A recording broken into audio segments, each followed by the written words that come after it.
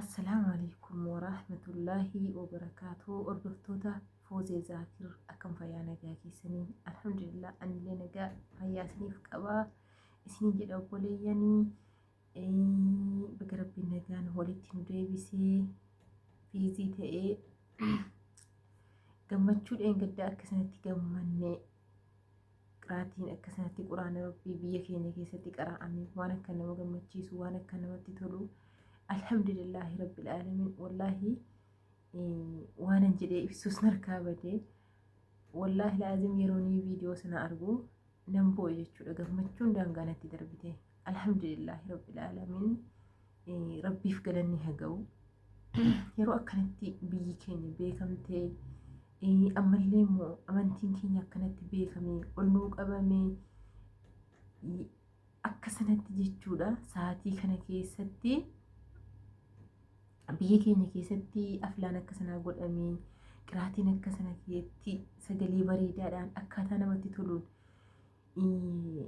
hojjetamee jedhu wallahi baay'ee tokko nama gammachiisa. Alhamdulillah summa alhamdulillahi rabbil alamin. Ammallee doktori keenya doktor Abiy Ahmad illee guddaa galatoomu ana akka kiyyatti wallahi baay'ee galateeffadha. Maaliif jennaani kana dura biyyi keenya akkamitti akka keessumatti namni amantii musliimaa wajjin akkamitti akka rakkataa ture. Ulamoonni gurguddaan akka rakkataa turanii wallahi dhugaa rabbiitti namni kamiyyuu hin beeka jechuudha. Namni qatu isaa amantiitiif hidhamee ukkaanfamee waadanuun sadararaan guddaan irratti ta'aa ture jechuudha. Amantaa keenya akkanatti baasee nuuf mul'isuu miti gam tokkoon yoo miidhamnellee gam tokkoon immoo gama amantii kanarratti wallahi Abiy Ahmad waggaa kuma naaf jiraatu an akka kiyyatti jechuudha. Garuu akka mataa keessanii isin hin beeku. Otuu inni wanna kanatti eeyyama hin kennine ta'uu hin danda'u jechuudha. Qirabbii haasa'uu fi ammallee wanti hundisaayyuu alhamdulillahi rabbil alamin ergiuma Abiyyiin aangoo qabatee jedhee uummanni musliimaa maasha Allah tabaarakallah wallahi akka malee mataa ol qabannee baay'ee tokko jechuudha. Amantiin keenya nuuf mul'ate. Sodaa tokko malee uummanni musliimaa akkasanatti jiraachuu jira. Alhamdulillahi rabbil alamin. Kana dura wallahi baay'ee coqqonamaa turre, baay'ee miidhamaa turre. Amantii keenya wajjin baay'ee isaa rakkachaa turre. Garuu amma alhamdulillah summa alhamdulillah baay'ee tokko bareedduudha. Baay'ee tokko das nama jedha. Biyyi keenya erguma gaafa aangoo Abiyyiin qabatuuti amantii musliimaatii fi wallahi maasha Allah tabaarakallah. Kanaani marsaa lammaffaadha jechuudha. Itoophiyaan immoo dorgommii quraanaa gaggeessuunsi maasha Allah tabaarakallah immoo waan nama dhibu marsaa lammaniyyuu milkooftee jechuudha. Alhamdulillahi rabbil alamin. Wallahi ammallee rabbiin biyya keenya kana caalaa beekamtii itti nuuf haa godhu. Ammallee immoo yeroo nama kana miidiyaa irratti namni kun waan fokkotaa hojjetee nan argitu waan namni gaariin jiru sitti hin fakkaatu. Garuu yeroo waan akka kanaa immoo wallahi gammachuu daangaa hin qabne wayiitii idaa namni akkuma namni badaan kan miidiyaa kana balleessee qullaa deemee maal godhee waan hin taane lafa balleesse namni gaariin illee alhamdulillahi rabbil alamin inuma nuu jira jechuudha. Rabbiif galanna ta'u keessumatti biyya Itoophiyaa sana keessatti yeroo akkasitti sagaleen quraanaatiin shamarraan baatee qaraatee jettu otoo na ta'eeyo otoo daa'ima koo ta'eeyo rabbiin inshaallah nama jechisiisee nama hawwisiisa. Rabbiin inshaallah nama daa'ima keenya akkasitti guddifatu rabbiin nu haa taasisu. Ammallee immoo nuufis illee jechuudha yeroon ammallee ganaa qabna. Namni addunyaarra jiru lubbuudhaan yeroo dheeraa qaba jechuudha. Qara'uudhaaf barachuudhaaf diiniin islaamaa akka barnoota biraatii miti. Hamma addunyaarra jiraate dulloomtullee barachuu dandeessa jechuudha. Kanaafuu jennaan nullee nama baratee akkas ta'u rabbiin nu haa taasisu. Ammallee immoo nama daa'ima keenya akka kanatti jechuudha guddifatu tarbiyaa islaamaatiin rabbiin nama akkasii nu haa taasisu. Wallahi baay'ee tokko nama gammachiisa. Akka malee nama gammachiisa. Ani wallahi rabbii kiyya na argamiti. Wallahi nan boo'e jechuudha. Halkan gaafa sanaa otuun boo'uun bulee rafiitiin illee na qabuu didee. Okay maaliif jennaa bakka yeroon viidiyoo sana ilaalee namni hundi akkasitti biyya keenya dhaqee dorgommiidhaaf biyyi keenya akkasitti beekamee qiraatii rabbiitiif jechuudha. Ilmi rabbiitiif akkasanatti immoo biyyi taa'ee cabee ammas immoo alhamdulillah wantan jedhe wallahi baay'ee tokko wantan kana hunda keessaa immoo ammallee wanti nama gammachiisee hin dhiifne maanni hojjettanii fakkeenyaaf biyyi keenya yeroo danuusaa nagaan hin jirtu akkuma beeknu wama tokkoof yaani akkuma tasaa kana akkuma bicuusii irratti lubbuun namaa baati. Garuu alhamdulillahi rabbil aalamiin guyyaa gaafa sanaa nagaadhaan jechuudha. Sabni meeqaan meeqaatamee dhaqee achitti akkasitti nagaa rabbiitiin gammachuudhaan aflaan sun dhumee utuu wanti tokkittiin jechuudha.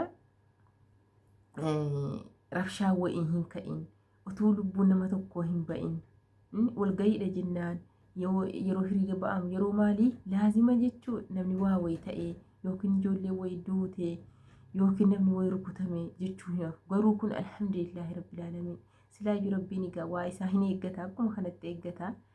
Wallaahi kan namatti tolu nagaa rabbiitiin jechuudha. Uummanni dhaqee nagaa rabbiitiin biyya isaatti deebi'ee galee nagaa rabbiitiin alhamdulillahi rabbil aalamiin wallaahi biyyi keenya nagaadha. Yaani nagaani kana caala hin jiru. Ana baay'ee tokko na gammachiise kun jechuudha. Wanni kana caalaa nama gammachiisu silaayyuu hin jiru abadan. Namni kamiyyuu hin gammada wanna kanarratti. Namni akka sanatti bahee nagaadhaan galuun tokkoffaa si gammachiisa.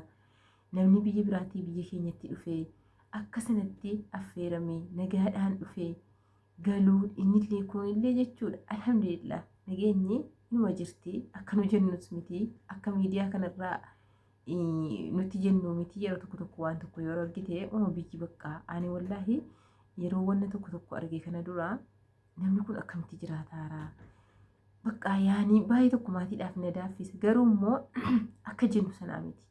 Dubbiin kun akka miidiyaa miti jedha. Wallaahi laazim akka miidiyaa miti. Biyyi naguma qabdi alhamdulillah summa alhamdulillah. Amallee rabbiin nageenya isaa dabalee nuuf kennu.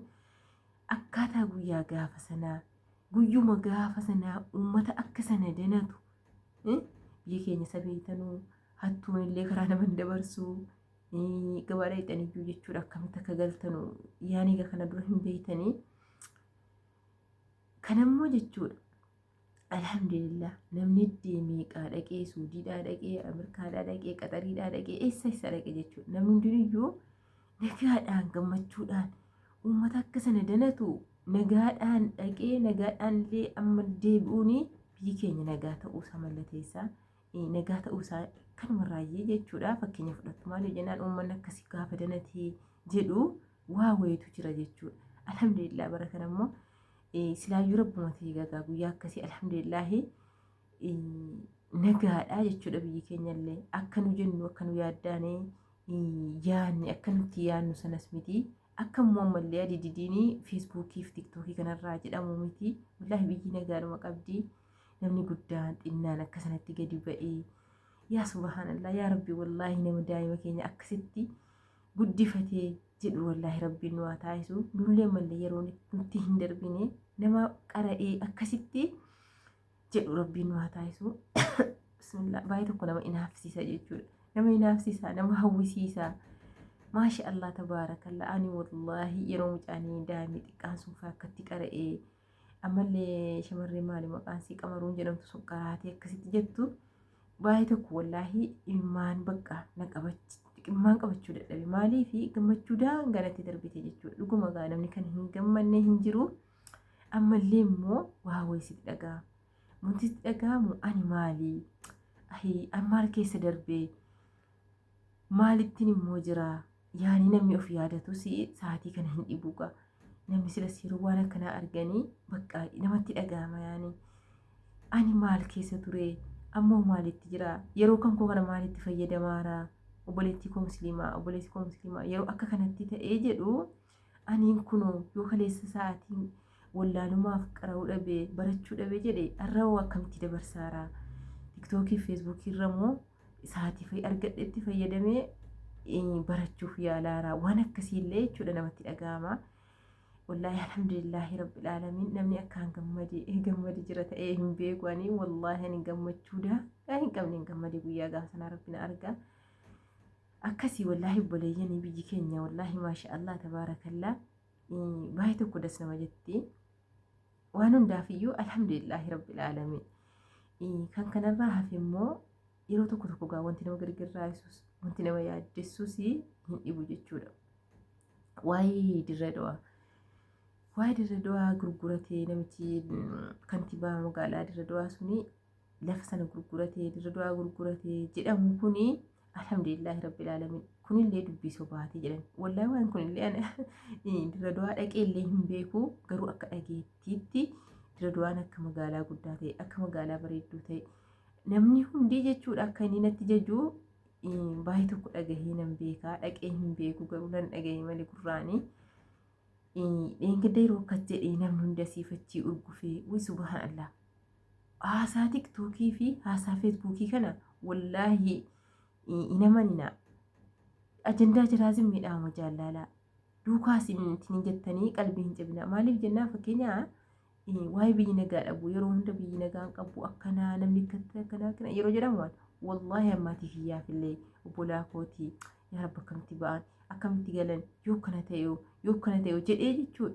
baay'ee tokko na yaachisa garuu yeroo dheengaddammoo namni akka sanatti taa'ee akka sanatti gaafa guyyaa qiraatiin wal dorgomamu sana jechuudha akka sanatti bakka namni hamma sana danatu sana keessaa utuu nageenyaan wanti tokko ittiin utuu hin ka'in gaafa ba'amu alhamdulillahi rabbil alamin biyyi keenya wallaahi nagaa qabdi numa tasii cinqamee maatii keenyaaf illee cinqamee ofiillee dhibbata malee haasaan tiktookiitiif haasaan feesbuukii dubbiidhuma sobaa akka ta'e kana asirratti jala muraa ammallee immoo waa'ee Dirree Dhawaa kanarratti ani baay'ee tokko dheengaddaroo naga ijoo maalni kan Oromoo kun maal jedhee bakka baay'eesillee hin haasofne inuma akka malee qalbii na cabse jechuudha boo'ichi na qabe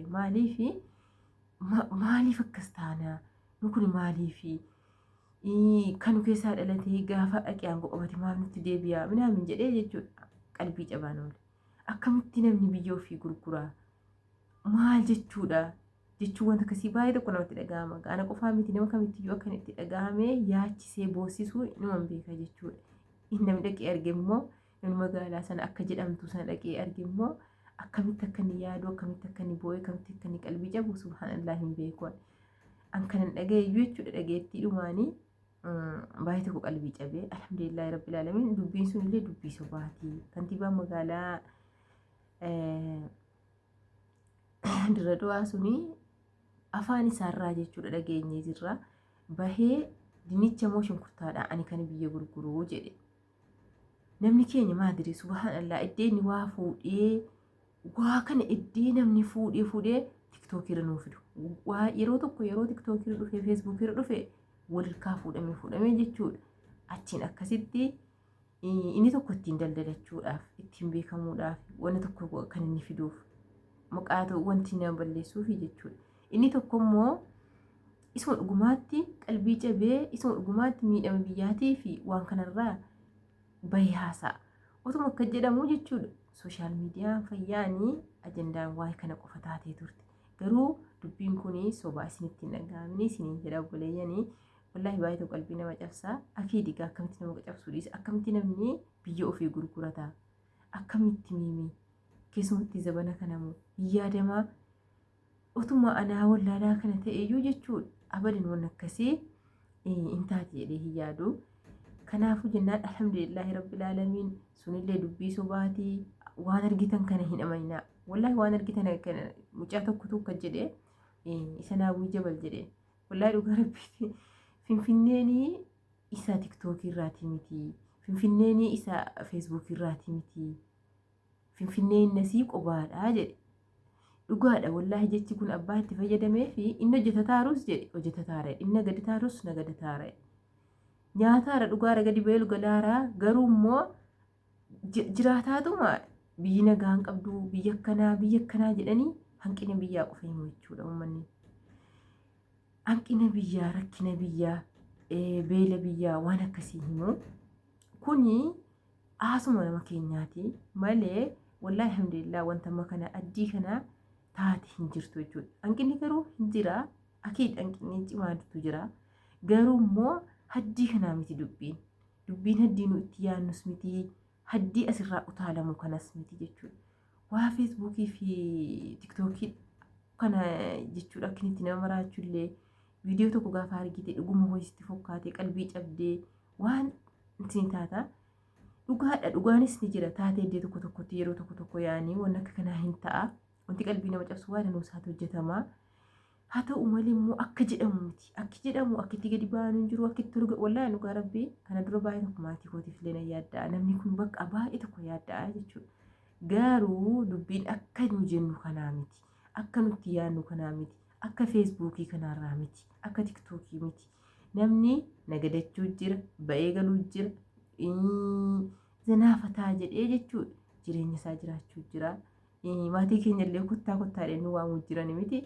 Namni kamiyyuu utubaan biyyattii kana kan nama miidhaa ajaa'ibaa kan akka asirraa jedhamu kana qabdu ta'eeti maatiin illee kottu siin hin jedhan. Okay? Garuu ani maatiitti yeroo dawwalee wallaahi yeroo biyya dawwalee waan akka kanaa nan gaafadha. Akkam silaa biyyi innoo kana jedhanii lakkii bu'uun akka kanaa hin jiru jedhan. Garuu gaafan tiktookii irra dhufe gaafan feesbuukii irra dhufe wanta dhaga'u waan biraa jechuudha. Kanaafuu jennaan ijoollee wallaahi dubbiin akka tiktookii fi feesbuukii kanarraa miti. Wanni tokkoyyuu biyyi nagaadha. Biyyi bareeda jirti. Wallaahi alhamdulillahi rabbil aalamiin bareeda jirti. Garuu immoo yeroo tokko uma jiruudha jechuudha. Inshaallah kunillee nuuf sirraa bi'izni illa. Kanaafuyyuu akkasii obboleeyyanii rabbiin nagaa nutti habuusu wanti hundisaayyuu wallaahi wama nama gammachiisu har'a wama nama gammachiisu jechuudha. Ani wallaahi baay'ee tokko gammada dhugaa rabbi maaliif gammachuun hin danate tokkoffaa gammachuu gaafa akkatti quraanaati gammachuu guddaadha gammachuun suni ka umrii kiyyana keessaa hin banne jechuudha. Ammallee gadda hoguu magaalaan kun gurgurameera jedhamee akkasitti namni dhufee biyya burjaajessee baay'ee tokko jechuudha. Intinii ta'u sana nu hundinuyyuu maaliif jennaani in somna malee somnee wal lollus somnee wal intineenyus Oromoon kutaan 11 miidhaan tokko gaafa ganda tokko irra ga'u gandi suni sobeellee si haa arrabsu malee wallaahi abadan miidhaa keetii fi miidhama keetiin gammadu. Otuma yaani waan dhuunfaa keetii ta'eyyuu inni kun silaayyuu lafa jechuuni Oromoon kutaan 11 waan waliin qabuudha.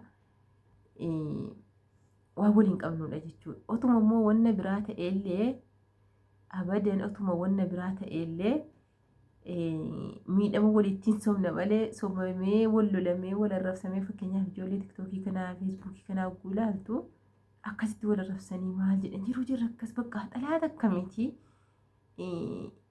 jetta yaani garuu immoo soba malee jechuudha gaafa akka kanaa qalbii waliif cabuu qalbii waliif dhukkubsatu miidhamni jiraa miidhamni tokkuma jechuudha.